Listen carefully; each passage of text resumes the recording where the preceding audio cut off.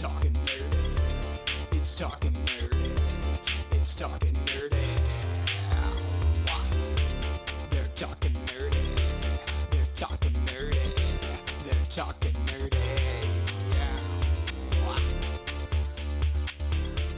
Hello, everyone, and welcome to an episode of something new, a little bit different than what I've done in the past.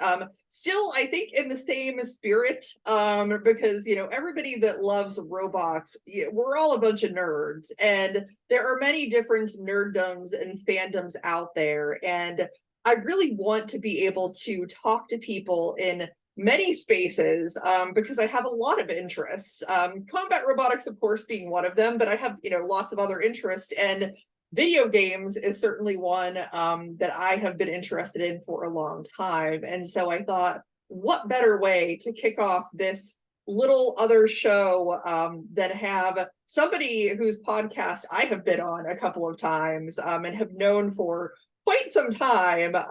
Jonathan Holmes, welcome to my podcast. Steve, thanks so much for having me. It's going to be exciting. A new thing, a new potential, new adventure, and something nerdy is going to happen. And we're going to make it cool, I think. That's our job. Cool nerds. Exactly. This segment is called Talkin Nerdy. It's what it's all about. Just, you know, nerding out about something that we both enjoy, which of course is video games. And in fact, that's I've gone on your show specifically to talk about video games, mostly Pokemon. Yep, that's right.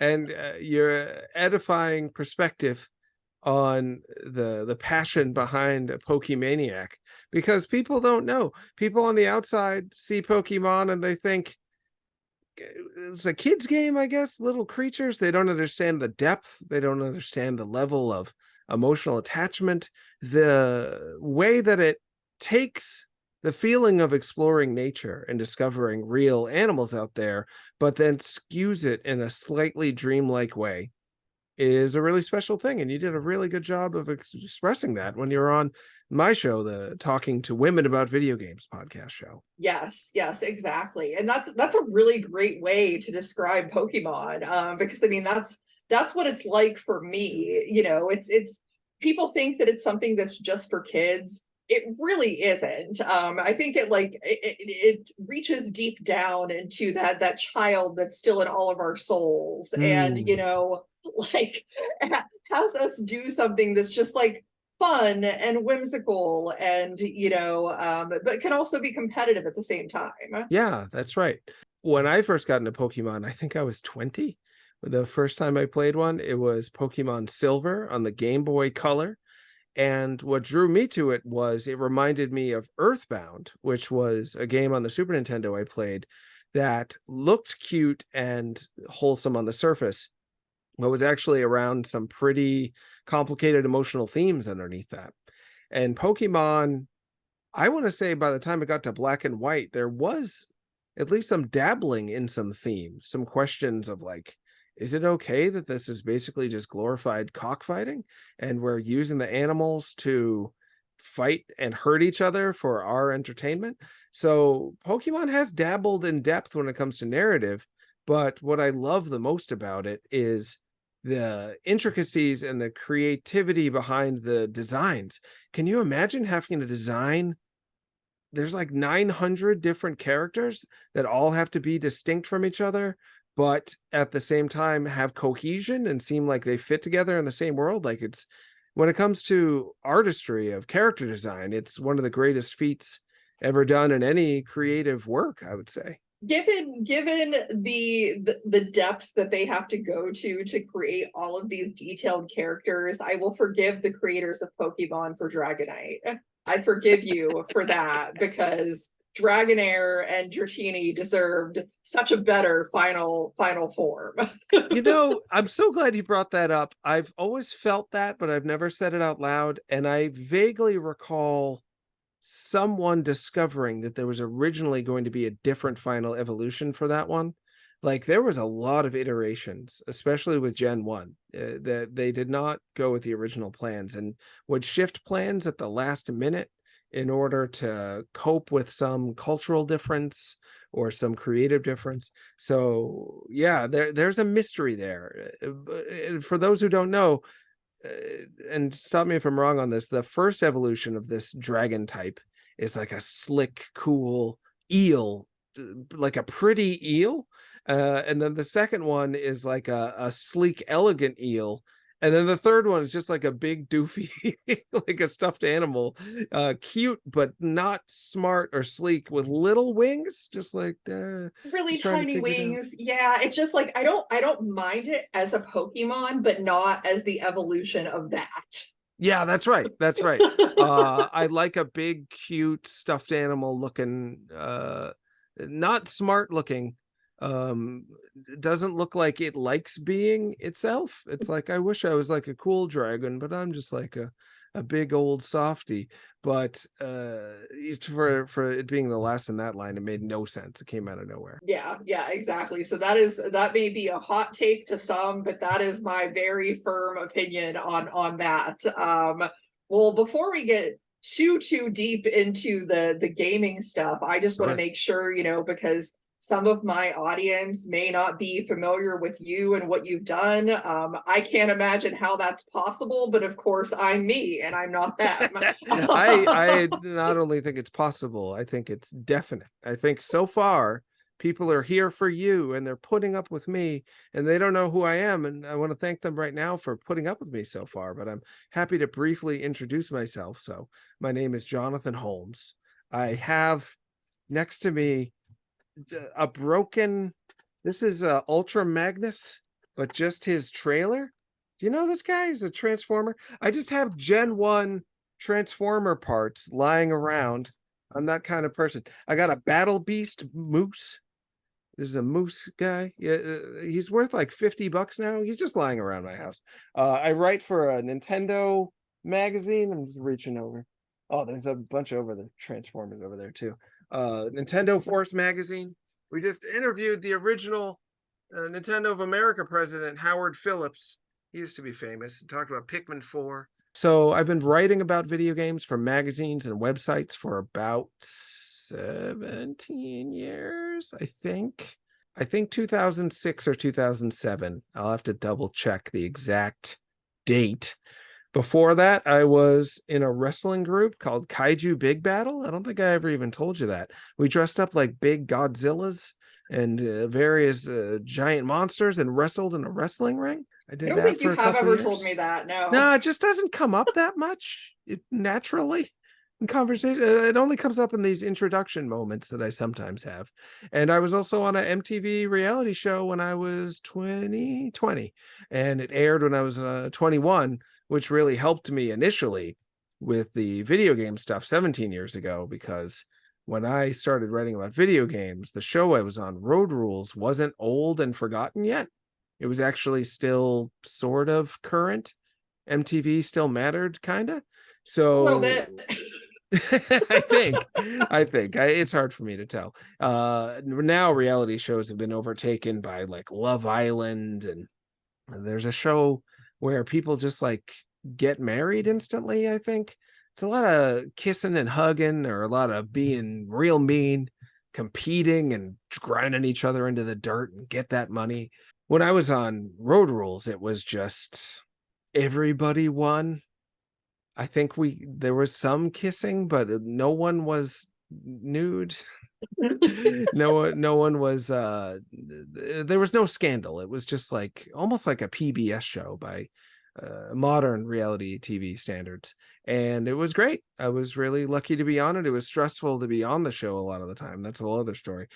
But one of the reasons I was so stressed is because I was a huge video game lover then. You could say nerd. I was reading video game magazines in the Winnebago and dreaming of writing about video game someday. And back then there was no real high-speed internet. So I assumed it would be magazines, and now it is actually both. So I'm very lucky to have been able to eventually get there. You definitely took the more direct route, as opposed to myself, who decided, at age 40, hey, I'm going to do a podcast. It sounds like a great idea. It took me some time. But for you, with video games, I'm curious as to what some of your like the earliest games that you really latched onto, because I know what they were for me, but I'm curious to hear what they were for you. I don't feel like we're the same age. I feel like you are still a sprightly, energetic, optimistic person. That all speaks to your natural effervescent youth, which I guess speaks to why you also like the Pokemon. So I'm dating myself when I say some of the first video games I ever played were on the Atari 2600. I'm actually starting a new comic series, a one-page comic series for Nintendo Force that shows the history of the console wars. And I'm actually drawing a personified version of the Atari 2600. Should I show it to you? I don't think it'll show up. It's all pencil lines. It won't show up very good on video right now. But I'm drawing the Atari 2600, and I've turned its controller, like the stick, into a nose, and the red button is one eye, and the other one's always like squinting. It looks kind of like Popeye. It's going to be fun. And it's, for those who don't know, the Atari 2600 was the video game system. For many years, people could not imagine a video game industry without Atari. And now I think they're making a system you can like only buy online that barely works and has no games. And that's like a retro, like, hey, remember Atari? Like only cashing in on nostalgia from people my age. And for many years, they just didn't produce anything. One of the first things I learned about the video game industry in general is you never know who's going to last. You can think something is the biggest, most popular thing ever, and then 5 years later, it could be completely gone. I played Combat, which is a tank versus tank game, and Planes, I think, were also in there. To me, that was just like a legendary video game, like Grand Theft Auto or Minecraft is now. Like, of course, everyone knows Combat, and it's completely gone. It's not even remotely a franchise. I think the closest we got to more of it is there was a blatantly inspired by Combat minigame and something called Wii Play that Nintendo put out for the Wii 15 years ago, and that's the last you're going to see of anything like Combat that I've seen anyway. So those were some of my first games. Pac-Man on the Atari 2600, Combat, and the arcade. I loved Pac-Man and Miss Pac-Man. I was poor, so I couldn't afford to actually own any of these games. I'd go over to the rich kid's house and play Atari, and at the arcade I would sometimes find quarters by pushing in the coin release and play like once or twice. But other than that, I would just watch what they call the attract mode screens and pretend I was playing for a good hour at a time while my mom was shopping or something nearby.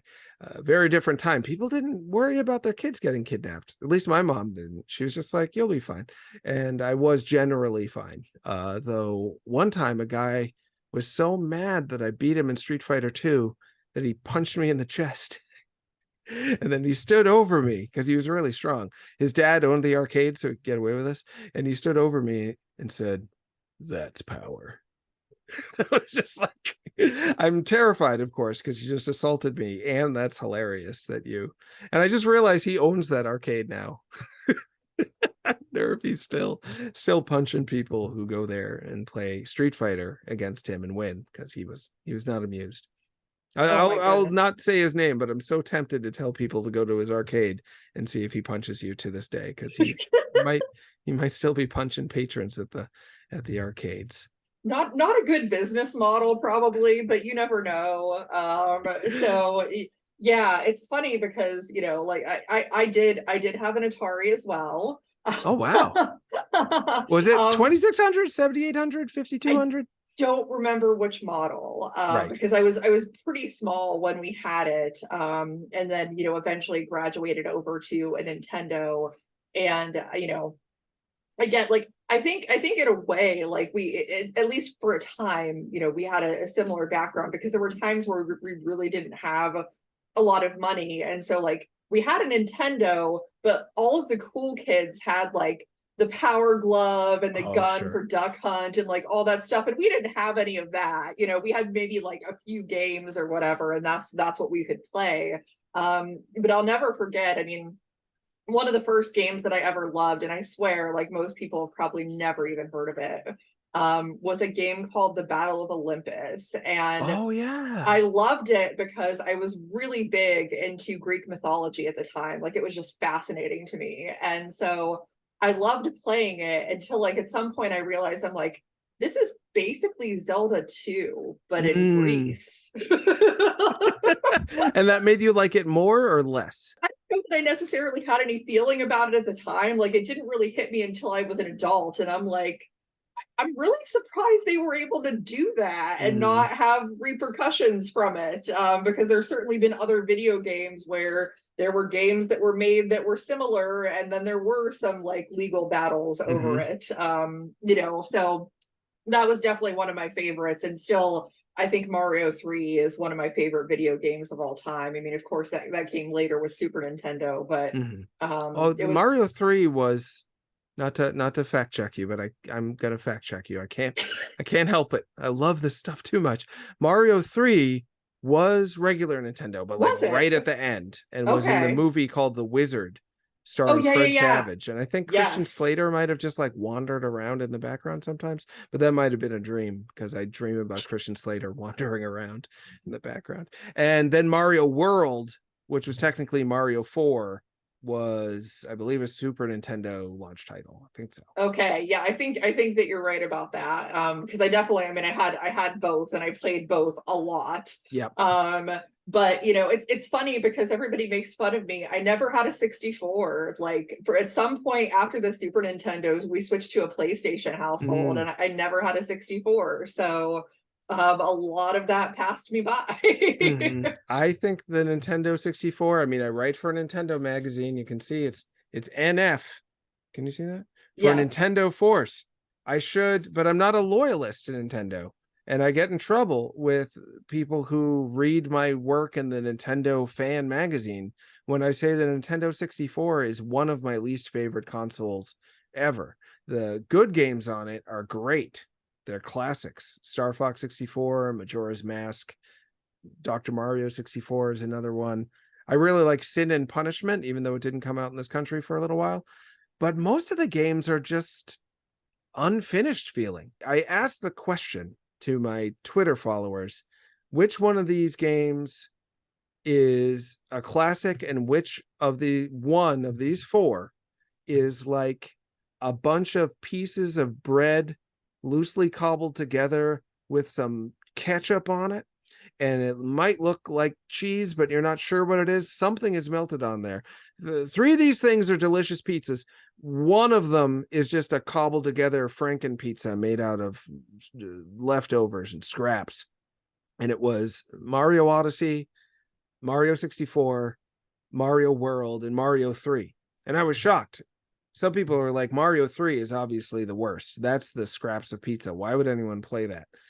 Other people said Odyssey, the Switch game, where Mario can turn into a dinosaur, Mario can turn into a frog, Mario can turn to Bowser. It's like everything you would want in the breadth of what a Mario game could possibly be. They said that was the crappy bread and ketchup with cheese on it, when it's clearly Mario 64.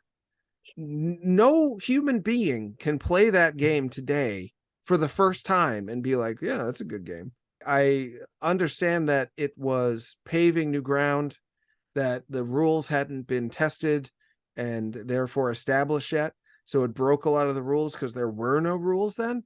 But it's just technically like the game doesn't work. You just fall through the floor. There's suddenly an eyeball staring at you. And I'm like, what am I supposed to do with this? There's a floating eye. Have you played the game? There's just eyes. And then it's like, oh, you got to jump in the eye to teleport to the other room. I'm like, that was not signposted. How did you?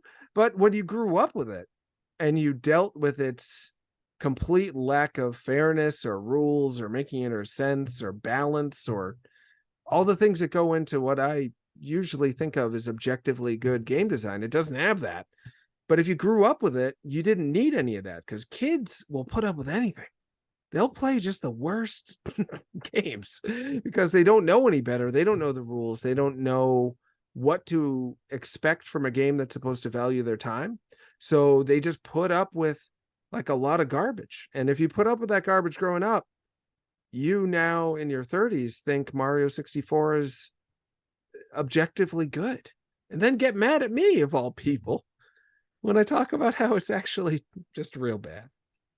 Yeah, I mean, I understand that. I think we all have a different perspective as kids. I mean, not to knock it, because I understand, like, after having watched enough of it, I understand it a little bit better. But I mean, my daughter loves Roblox, and when she started playing Roblox, I'm like, what even is this? I don't understand what this is. Like, it's a bunch of like, it's an infinite amount of games that you could play, and just But I'm all like, of I them don't. are bad, I think. A lot of them are bad. Yeah, I get that feeling. It is very Mario 64-esque in its level of jank, in its level of like, we made a 3D world. Is that good enough? Do you just wander around my 3D world and jump and die? And in fact, yes, that is good enough for the children. They are more than satisfied with these games that really harken back to me anyway, of the first baby steps towards understanding how to do a good 3D exploration game. It's the same kids who like Roblox, who, if you just give them a series of paper, pieces of paper and cardboard boxes and like pencils and pen, they'll just turn it into a kingdom. Even though to us, we don't see like a great expensive toy. It's just enough to give them the tools to make it what they want with their own imagination. And that sense of ownership they get from making it their own is what's really fun for them, I think. Yeah, absolutely. I think with Roblox, the part that kind of sometimes crosses a line for me is like, there's no distinction between the games that are clearly for kids versus ones that probably aren't. Because I mean, for example, they have Squid Game in Roblox. And the one day I just walked in and I heard like the doll like song from Squid Game, and I'm like, is she watching Squid Game? Like, what's happening here? And then I realized what was going on, and I'm like, why is she playing Squid Game in Roblox? Yeah. And you know who loves the fact that there's no clear line between the games that are for kids and or for adults in Roblox? It's the kids. They love that they get to just wander into the taboo, the forbidden, adults only stuff. I have a 7-year-old. He's turning 8 in a couple of weeks. We only let him watch kids YouTube unsupervised, and for 20 minutes a day he gets regular YouTube, he calls it, and it's like the highlight of his day. He looks forward to it all day. Like, what kind of way too grown up for me scary thing am I going to watch? And I'm still supervising him. We heard a swear today that just pops out. You never know when they're going to come out. He loves watching guys watch Peppa Pig in Minecraft videos, and they try to not laugh. They have a competition. They're making millions of dollars, these YouTubers, off try not to laugh competitions. Kids love it. And the video they're watching, suddenly there's just an F-bomb. But I act like it's not a special taboo word, because if I tell him like, don't repeat that, he'll repeat it as soon as I'm out of the room, and to everybody who he can find. So I just act like it doesn't matter, and he still doesn't know that swear yet. He thinks idiot is a swear, and he'll say it really to show me. Freaking, he'll be like, this guy's a freaking idiot. He's 7. And I'm like, you told him freaking idiot. He thinks he's dropping the most intense truth bombs on this guy, just destroying him by calling him a freaking idiot. But yeah, children gives you a whole different perspective on games, for sure. It really does. You know, and another thing that I wanted to touch on, especially like, you know, with the Nintendo background and getting your thoughts on that, because it's funny, I've thought about this a lot, because, you know, Nintendo came out with the Wii, and it was so revolutionary, you know, and everybody was like, oh, this is so cool. Like, you know, we could do the things in the games and all that stuff. And they proceeded to follow that with the Wii U, which honestly at the time I really liked. I thought it Mhm. was neat, that I could, take the handheld and everything else like that. But then when they came out with the Switch, I was like, oh, this is always the direction that they were moving towards, and this is totally superior than this like giant Wii Yeah. U console that they had. I mean, really at this point, I think the only complaint I have is I wish that the Joy-Cons were not so apt to break or drift. Yeah. Yeah, they're But basically made of otherwise, tissue it's paper. fantastic. Yeah, absolutely. Absolutely. It is a really interesting progression because the Wii was initially seen as the future because people thought this is going to make me feel like I am as powerful as a character in a video game. I'm going to be the one swinging the sword. I'm going to be the one punching. But what people quickly found is they're very uncoordinated. And also the games did their best, but you needed to incorporate understanding of latency and the time that the accelerometers, I think they're called, took to recognize the motion. You had to be willing to put up with that barrier between feeling the full immersion because you weren't having it be one-to-one. You were moving and then watching somebody do the motion, usually just a little bit afterwards. So I love breaking immersion. I'm a very weird fan of video games. It's probably going to sound like I think this is a good thing. I don't think this is necessarily a good thing, but I don't play video games for the same reasons a lot of other people do, which is why I think I'm almost 50 and I'm still like playing them and writing about them a ton. A lot of people grow out of it by now. I show no signs of slowing down. If anything, I'm doing more stuff now, which is surprising to even me sometimes. But yeah, I don't care about immersion. I care about getting to see what the developers had in their heads, to see what they were expressing, to allow me to enter into their way of thinking and feeling. And really, it's a doorway into the conscious and subconscious of another person. If you get to play a world that somebody made up, then you're getting to play around in their head, so to speak. And be doing that with like weird motion controls was just another way to try to get into their head. So I really like anything new that gives me an opportunity to interface with the developers' ideas in a new way. So I loved the Wii. And I also loved that it had a ton of super weird games on it because it didn't cost as much money to make a Wii game as it did a PS3 or 360 game. We look back at the PS3 and 360 now and we're like, these graphics are all right. It's like a double A or a B grade budget for a game today. But back then it was like Gears of War took 5 years to develop and was iterated on 6 times and blah blah blah. It took up all Microsoft's money for the year just to make that. It was really expensive to make those games, and as such, just like with, let's say, superhero movies today, when you spend that much money on the budget for something, you need to make sure that it's not very risky. Like, we're probably not going to get a super risky Marvel movie maybe ever. Like, I'm watching Guardians of the Galaxy 3 now. I have a feeling someone might die. I haven't watched the whole thing yet, and it feels like the most risky one because the director and writer, James Gunn, he had one foot out the door. He's about to go to DC. He just went for it. Like, what are they going to do? Fire him? They actually did. Now that I think about it, they fired him and then rehired him. So he knew he had the job and could have some integrity with it. But I think by and large, big blockbusters can't take big risks because if they turn somebody off, then they are going to put the studio out of business. And likewise, that's how video games were and are still are. I heard the new Final Fantasy game, Final Fantasy 16, is like killing Square's budget, even though it sold 3 million copies in like a month. They're like, it cost us a lot more than that. So it's going to take a lot more than 3 million times. I think it's a $70 game. Jeez, I'm not mathing very well, but it's quite a bit of money. 70 times 3 million. It's going to take a lot more than that they just barely broke even, I guess. So I like that the Wii allowed for riskier, weirder games. And I was 100% into the Wii U because that came out right around when my son was born and he was going to want to watch TV. My partner wants to watch TV. I could play games on the handheld that was not a portable. You couldn't take it with you like you can with the Switch, but it was a fully functioning handheld. Plus, it was backwards compatible with the Wii, so I didn't have to throw out all my Wii games. When the Wii U first came out, they sold Super Nintendo games on it for 30 cents.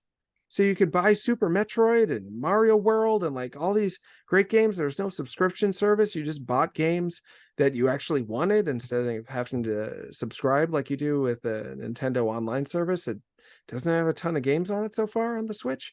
Overall, I like the Wii U more than the Switch. The Switch has an incredible library. I prefer the Switch's library overall, but the Wii U has some gems that still haven't made it over to the Switch, like Game & Wario. The first Splatoon, I think, is still my favorite Splatoon. I had the Wii U hooked up not that long ago and was like, this holds up. Like I'm still really liking it. But there's just so many Switch games that, by and large, there's very little reason to keep the Wii U hooked up instead of the Switch when there's a new great Switch game coming out like every week. It's hard to even keep up. Oh yeah, for sure. And I mean, I think if it wasn't for the fact that I largely play Switch in handheld mode, I think the only time that I ever play it in on the TV is if we're playing a cooperative family game like Mario Party or something like that. Otherwise, it's always handheld mode. Yeah. And with the Wii U, like, you could do that, but it was a little bit bulkier, a little bit heavier, and not quite so friendly to that sort of situation. And there were a fair amount of Wii U games where they thought they should do this because if they didn't, it wouldn't be special enough, where you needed to use both screens. So there was ways to accommodate that for a single screen if you're playing just on the handheld that was not a portable, but it was always a little clunky. Like you'd have to press a button to switch the screen to the other screen. And a lot of their best games it was almost impossible to do that. Like ZombiU was this really weird Ubisoft, very low intensity in terms of horsepower. There's only ever like one or two zombies on screen at a time, but they were super dangerous. And to me, it simulated the feeling of, what if I had to deal with a real zombie in the house, but I'm not like a trained zombie killer? In the Walking Dead and other shows, their skulls are like made of butter, basically. You just kind of stick a knife in there and it just sticks. In real life, if you try to stick a knife in someone's skull, like, it's pretty tough, and you got to bash their brains in, or else they'll just eat you. ZombiU did a really good job of simulating that feeling. Very little firearms and stuff, very little ammo, a lot of isolation and trying to trouble through it. And it did a lot of great stuff with the dual screen. And it actually, the commercial for it featured a character named Non-Specific Action Figure. This is the kind of stuff I just assume everyone knows because I'm just deep in it. And Non-Specific Action Figure, I'm tempted to open it up. Should I open up this issue? I haven't opened it yet. The Non-Specific Action Figure, I'll show you. What the heck? You can barely see it, but Non-Specific Action Figure, you can sort of see him here. He's punching. Okay. He's red and blue, and he had wings. I didn't draw the wings all the time. He had a sword, and he appeared in this trailer for ZombiU that was the epitome of what went wrong with the Wii U marketing. The Wii U marketing, a lot of people say it was bad because people didn't know the difference between the Wii and the Wii U. So they just figured it was another Wii thing. That's not untrue, but what's missing in there is that Nintendo assumed, because it had Wii on the name, everyone was going to love it. And the opposite was true. People were burnt out on the Wii. They actually were bored with it and were dissatisfied with it. It was too familiar to them at that point. So they overestimated how valuable the Wii branding was and bored people instantly by just saying the word Wii. So it's not that they couldn't tell the difference, it's that they fell asleep before they could know the difference. And they were so confident in their marketing in that way and in other ways. When they marketed ZombiU, they actually just made the guy playing ZombiU look like not a cool nerd like we are. You and I, we're the cool nerds. This guy is talking to his toy and he says, "You're my only friend, non-specific action figure," and it, like, frowns at him. And I'm like, why would I want to be that guy? Why why would I want to be the no friends guy?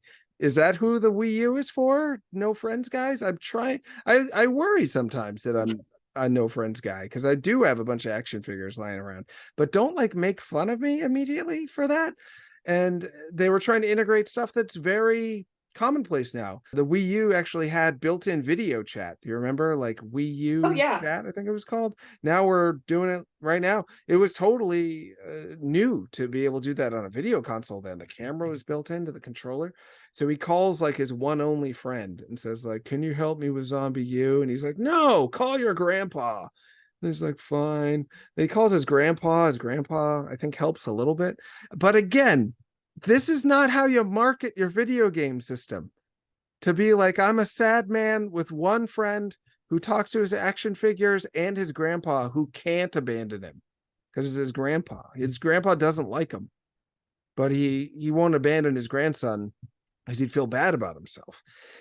They thought they could get away with that, and it was in fact Nintendo's least selling home console. But as you said, laid the groundwork for what people actually wanted was the Switch. The Switch actually makes people feel like they've got a cool futuristic piece of tech that gives them something they always wanted. It makes them feel good about themselves for having it, makes them feel good about themselves for playing games on it, which is why, well, Mario Kart 8 was a Wii U game, sold like 6 million copies or something. On the Switch, it sold 10 times that. Well, maybe not. Something like that. A 5 lot. times. It's Yeah, a maybe lot. it is 10 times that. It could be 60 million by now. It sold super well, even though it's the exact same game, because people like who they are and they like the choices they've made when they play the Switch. Playing the Wii U made people feel actively bad about themselves. They didn't want to do it. It was a real interesting piece of failure in the history of video games. Yeah, and speaking of that history of video games, one other thing that I want to make sure that I touch on, because again, it's a weird thing that, like, I would think that more people would do it, but I don't think there's as many people that have a VR headset as what I would imagine. Like, this is what people think of as the future. I mean, we're supposed to have flying cars by now. And we have these VR headsets. I mean, we have one in our house, but it hardly ever gets used. And I'm just curious, like, you would think it would be something more people would latch on to, but I know personally for myself, it's fun to do every once in a while, but I don't, like, you talked about immersion earlier. I don't like to be so immersive that, like, I don't actually know what's going on in the real world around me. That really bothers me. Yeah, you're absolutely right. I could go on about VR for a while. I'm dabbling in trying to get a VR game based on the real world Road Rules challenge made. I've talked to a couple of developers. I've talked to a couple of former castmates on that show who want to be involved, and they want to play the game with people online competitively, because these new reality shows are all about competition and all about people watching it at home wondering, like, could I beat them at that? And they want to actually play the game with people based on the reality show that we were on, to give people the chance to find out. And it would be VR, ideally. So VR is something I've been thinking about quite a bit in the past few months, where I've been dabbling and trying to get this game made. And I'm also keenly aware of the fact that VR has failed to be big every single time they've tried. And Nintendo, actually, the only system they ever had that failed harder than the Wii U was their VR system, the Virtual Boy, where you have to strap these red goggles on your head and, like, punch in there. It had like its own tripod that you put on your lap, sort of, because if it moved while you were using it, it wouldn't be very VR-ish. And the two cameras were slightly off from each other on each lens, so it gave a sense of depth, but it was far from replicating reality. But even then, they were trying. The problem with VR is you can't really feel like you're in another reality if it looks like you are, and you get some moving of your hands, so you feel like that part is real, but my skin feels the same. My sense of gravity is the same. If I try to walk with my feet through my house with a VR headset, I'll fall down.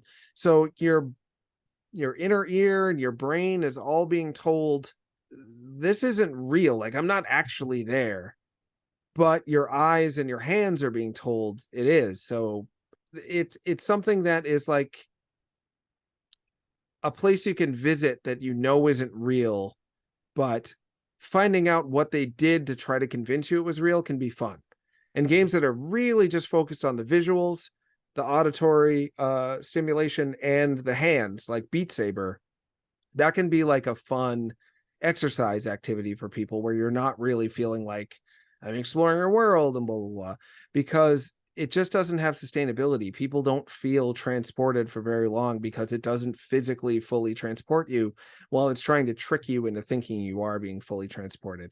Just watching your TV, it's a much less level of commitment. You just pressing the buttons, you're looking at the TV. You're never felt like you're chained and tethered into it. You never feel like it's trying to actually like capture your head and pull it into the TV. You feel like, oh, I can stop whenever I want. And now are those famous last words. How many times have you, Christine, said, oh yeah, I'll just play Stardew Valley for 20 minutes. Let's do a little hoeing, little farming, little chatting, and then 4 hours go by and you're like, oh, I can't stop whenever I want. It's too fun. There's always just something right around the corner. So letting you feel like you're allowed to quit, making you feel like you're the one who'll decide when you're in or you're out, sucks you in even more. Whereas the level of commitment, strapping a thing to your head and being like, I'm going in, it makes people feel like it's a little bit too much of a commitment, I think, for a lot of people. Yeah, I think there are certain games that are much more fun to play in VR and some things that just aren't, because like for me, Superhot, so much better to play in VR. A lot of fun. I mean, it almost feels like not as good not playing it that way, because I think that game like lends itself to that level of immersion. But I tried like a roller coaster simulator on the Oculus and I was like, I don't like this. Oh wow, too scary? You expect to be sitting down, and at the time I was like, yeah, I'll watch it standing up, it's fine. And then I was like, no, like I don't like this, because I should be sitting down. I should feel like I'm strapped into a coaster. Yeah. And it's just, you don't have that security. So I think it just really depends on the experience, whereas Superhot is something that in the animation style, it's very not real. Like you're obviously not in a real situation, whereas something that is very, actually real, you're watching like a real view from a roller coaster, that's like, no. Interesting. Yeah, I think that people know that when they play VR, it's not real, and they don't necessarily want it to look real, because an uncanny valley creepiness can happen when it's like, it looks real for a second, but then it doesn't. And then it's like, am I in or am I out? Superhot just commits to like basically a Tron level of complexity. And so does Beat Saber. So it's just trying to stimulate your brain with fun colors and abstraction. And like, we know it's not a real world you're in, but doesn't it feel fun to explore this truly fake world and have some real emotional, artistic experiences in there as you're doing the action, and the experience is where the realness comes from, as opposed to trying to suspend your disbelief into thinking it's reality. Whereas for you, that roller coaster feels a little too real. If they had straps, do you think if you sat down and wore straps, it would feel less intimidating or yeah, I do, because it's like you expect a physical sensation from an experience, and if you're not getting that same physical sensation, then it's just odd. It just doesn't feel right. I was explaining how car sickness happens to my son, and I'm not even sure I'm right about this, which is parenting 101, right? You just start explaining and then later like check, did I just give my kid fake news? I don't know. Hope not. But my understanding is your inner ear senses that you are moving, But when you look around, things look static. But because there's momentum in the car, your body is like, I'm moving forward. But when you're driving on the highway anyway, it just all kind of looks still for the most part. Things are whizzing by you, but it's blurring at too fast of a speed to really get the sense that you're moving. So that disconnect between, am I moving? Am I not moving? Am I on the roller coaster and safe, strapped in, or am I playing a video game? And is this dangerous? Is this not? Like, that kind of mixed messaging leads to discomfort, I think. Whereas if you can streamline it and make it so you never feel like what you're getting is mixed, it's all just a unified message, you're going to end up enjoying the game a lot more. Yeah, for sure. I mean, it'll be really interesting to see what the future of video games looks like, especially with, so much talk of all the AI stuff. I mean, like, are we going to have Chat GPT creating a video game? Yeah, we definitely are. We definitely are going to have Chat GPT at least scanning game design documents and like trying to make a game design doc that then some other automated AI game development system will take and run with to develop the game, like some sort of auto build in Unity or something. It's bound to happen that a video game will be made completely by AI. And I have a morbid curiosity about it. I have a feeling it's going to come off like an unintentional parody of a AAA game, and it'll be unintentionally funny. It'll be like Dudes of Dead War Chronicles or something, like all the buzzwords that are always in games. There's a million games with the word dead in it. Chronicles, for some reason, I think because they're trying to sound literary, like it's a book. Like, oh, it's the Chronicles of Narnia. It's the Chronicles of Riddick. It's the Chronicles. It's the Xenoblade Chronicles now. We'll just do those Blade Chronicles. Everyone wants that. It's never made sense to me. It'll have a name like that. It'll be a mishmash of all the generic tropes you see in AAA games, and it'll be so bad it's good. And then I'll say, it was funny. I'm glad I played it. And then I'll destroy the game industry single-handedly by encouraging people to pay money for it or support it in some way. And then so many things on the internet start off as, well, it's just a joke. Like, it's so bad, it's funny, right? Like right now, everyone loves the woman is my favorite guy meme, unless that's over already. I'm not sure. Have you seen this? The Planet of the Bass? Guys acting like 90s techno. No. Oh, well, I'll send you the link afterwards. I guess not everybody loves. I'll send it to you. Maybe you'll love it. It started off as a, like, it's so bad it's funny parody of late 90s techno. And now I've seen hundreds of pieces of really well done fan art of it. People are selling bumper stickers and t-shirts, like just sincerely wanting to align with this thing that makes them happy. Even though the reason it made people happy initially was making fun of this kind of music. The happiness is sincere, so people don't care if it started off as a parody. They just love it.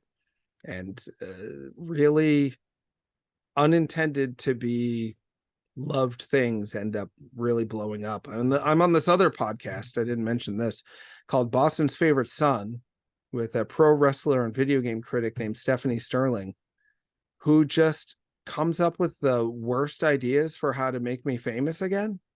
Like, you'll be the grand cock of Boston. We'll dress you as a rooster. You'll have to crow every morning nude in front of every school. We'll prop you up in front of every school, and you'll go cock-a-doodle-doo, and the children will come running, and you'll hug them nude in your chicken costume. I'm like, this is not going to work. This is not a good idea. This show has been running in one form or another for like 10 years. It is by far the thing I've done that has the most loyal and passionate fan base. I've ended up in at least 3 different video games just because of that podcast. A game called Lisa the Painful, another game called Pool Panic, which is about pool balls having a life of their own. You walk around as a pool ball, but then you have to get out the stick and knock yourself into other pool balls. Whole town's pool-based and pool ball-based. Oh, yeah, and also Streets of Red, a beat-em-up I appear in briefly, and then I get turned into a zombie, and then Stephanie Sterling is a boss of that game. So many games just because of that podcast. Game developers often really like it. And it's not good. Like it's just someone having awful ideas for me, and me naturally being like, I don't want to go to jail though. Can we do another idea that doesn't involve me doing crimes? And they're like, these aren't crimes. And it goes on like that. So just another example of something being so bad it's good, that ends up being the only thing people really love that you did. That's part of my world too. People like Nintendo Force. People like a lot of the things I do. The fans of Boston's Favorite Son are a world apart. Their passion is intense, and I thank each and every one of them for listening, but I also don't understand it at all, which I think is part of the appeal. Yes, and as you may recall, I mean, the whole reason that I knew of you in the first place is because I was such a huge fan of, back when you did the Destructoid, podcast stuff and everything else. And yeah, like, because if I'm listening to something and I'm like, I have no idea what is happening right now, but this is just fantastic. That, like, that's the kind of stuff that will grab me when I'm like, I don't even know what's happening, but this is like intriguing and it's drawing me in and I want to know more. That was a big part of that in the beginning. So, it's a formula that works, clearly. Yeah, I don't think the show is growing at this point, because you're right. It started as Destructoid. It's a site I still write for. That's where I got my start. In 2007 was the first major site I wrote for. Before that, I was a Nintendo focused only site called the Tanuki. I think that was 2016. Regardless, Destructoid had many iterations of its podcast called Podtoid, and I ended up being the host of that with Stephanie and Max Scoville and Tara Long, who had the Destructoid show that I was also on for a little bit. But then that evolved into just Stephanie and I, and then we had a spin-off show called Dismal Jesters when Stephanie left Destructoid. That was the same premise, just awful ideas for me. And then that show actually got too popular, and I had a day job in a field where you don't want to be known as the guy who someone wants to make you into a nude chicken man crowing in front of the children. Like, when this stuff intersects with my real life, I have a day job where I'm like a respected, normal person. And if they found out about any of this stuff, I'm so lucky that video games, just like the Wii U, instantly put people to sleep.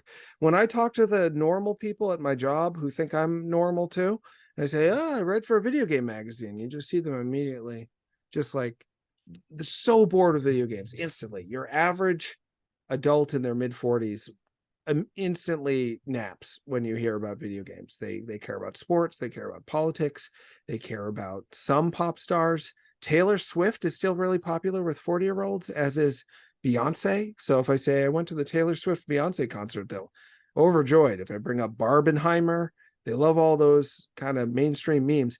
Video game stuff, way too much work, and they think it's for nerds. They think it's for kids. So they don't find out about my secret weird video game life because they can't find it interesting enough to even do a Google. I bet they Google and click on one thing and then stop, because no one has ever found out about it. And I've been doing it for, again, 17 years. No one cares. It's great.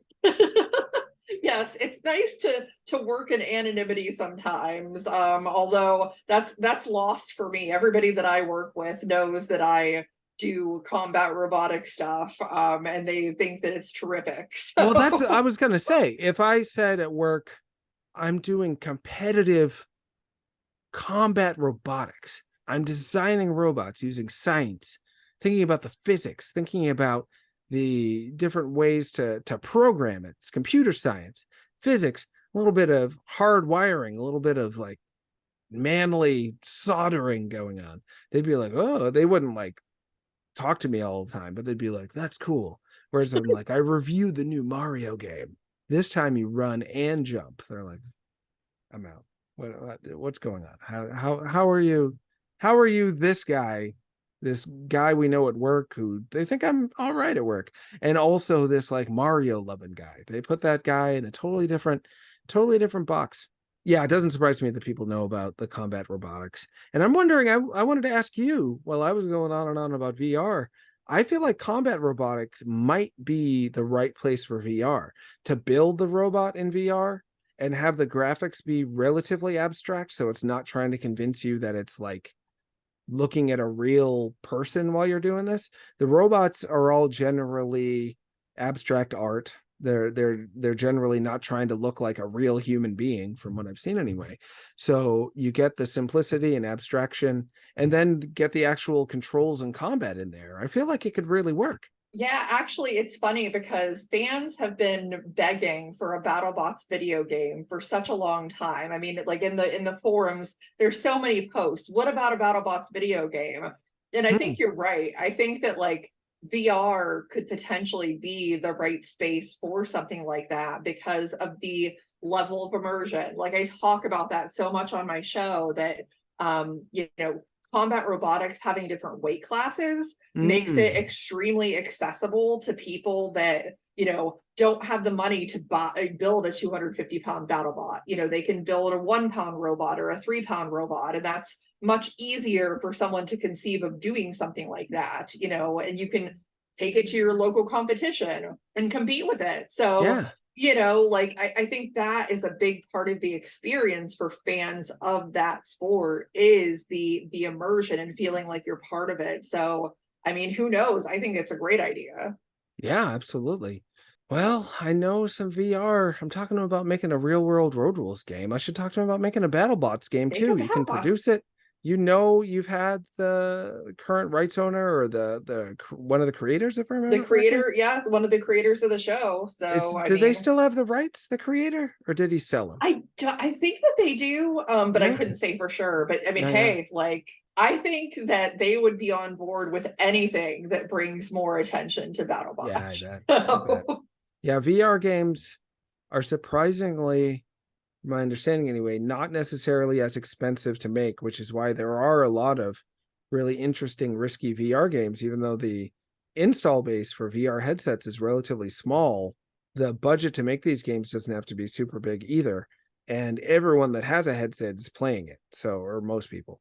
So, you know, you have a built-in audience of a few 100,000. You're never going to sell millions of copies of any VR game. But if you sell a good 200,000 copies for $10 a piece, you get 2 million bucks. You only spend $200,000 to make it. Yeah, it's not a bad return on your investment. Everyone gets paid pretty well. So yeah, something to talk about. Who knows what we'll figure out from here? Hopefully something good. yes, absolutely. And you know, hopefully fans that are watching this episode, you know, if you think video games are cool, definitely please follow Jonathan and, you know, listen to women talking about video games because it's a fun podcast. Oh, geez, thanks. Yeah. I'm at NonTrotsky on Twitter. It was Tron Knots, like Don Knotts mixed with the movie Tron for a while. But then Gamergate happened. And if any of your listeners are Gamergate fans, I apologize in advance. But Gamergate wasn't so great for me. A lot of lousy experiences happened. 2014, it was this whole thing. And I ended up changing my Twitter handle to NonTrotsky, which is the same letters as Tron Knots, because NonTrotsky is actually the second boss in a game called Bit Trip Runner. And they named that boss after Tron Knots, but they wanted to change the letters around. So I didn't know, and therefore I wouldn't be biased towards the game and give it a good review. They only told me later, after I already reviewed it, that that boss was named after me, which was nice. I've been named after my Twitter handle anyway.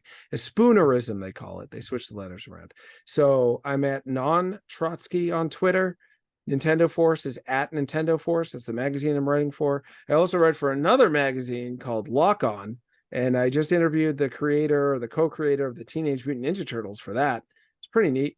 Issue 05005. That's by a outfit called Lost in Cult. You can look them up on Twitter too. People still using Twitter? You're not supposed to call it Twitter anymore. It's not Twitter anymore. It's like X or whatever. And I don't know. I know. It's where most of my stuff is found, though. Still, Twitter and the Talking to Women About Video Games podcast is on iTunes, it's on Spotify, it's on SoundCloud. If you Google Talking to Women About Video, people still use Google, right? That didn't change. I think people still use Google. Q or something. Okay, it's still Google. If you Google Talking to Women About Video Games, you can find it on most platforms. I think it helps if you put podcast in the search too, because it was also a show on YouTube for a little while that was just like a 3-minute video series I was doing in 2010, so 13 years ago. So yeah, that's most of the ways you can find me from here. I think we're wrapping up. That's the feeling I'm getting, Christine. Are we wrapping up? I think we're wrapping up. We've traversed the history of video games. So I know what else can we do? I am so honored to be the first guest, if that's how it ends up shaking out, of this new show. One of the first guests, or the first guest. I'm so flattered that you would think of me, Christine. Thank you so much for having me. Yes, absolutely. I find it easier to break into something when there's some degree of familiarity there, and obviously we've spoken a few times, and there's a lot of similar interest in combat robotics in video games. There's many builders who are also gamers, and so the two really do tend to go hand in hand. In fact, a lot of I'm not sure if you know this, but a lot of the controllers for the combat robots are modeled after a video game controller. Oh, I didn't know that. That makes a lot of sense. Yeah, it's a confluence of technology, creativity, self-expression, but also an element of competition and interacting with other people. To me, the only thing about combat robotics that's not video games is the video part. It's just electronic games. And that's what we called them back in the day. There was a magazine called Electronic Gaming Monthly, EGM, and that would have included, again, back in the day, we're talking the 70s and 80s, that would have included combat robotics. Then it's electronic gaming. It's only now that people are so obsessed with screens that there's this big division. But yeah, I love to see if there's more of a crossover for that audience in the future. I hope so. Well, I mean, for everyone that's watching, of course, if you like this content, I mean, as I've always said, I ask for feedback, but I mean, realistically, I'm probably going to keep doing it anyways. It's fun and I enjoy it. So just, share your thoughts, like, subscribe, all that good stuff, everything that everybody does. Support combat robotics, support nerdy fandoms. I think that it's so great. It's some of the the best communities out there, because I think that we all just appreciate meeting other people that like the same things that we do, instead of being told you're weird for liking that. Yeah, that's right. So we got to stick together. Exactly. So everybody, just keep watching, and we'll see everybody next time on the show. Thanks. Take care.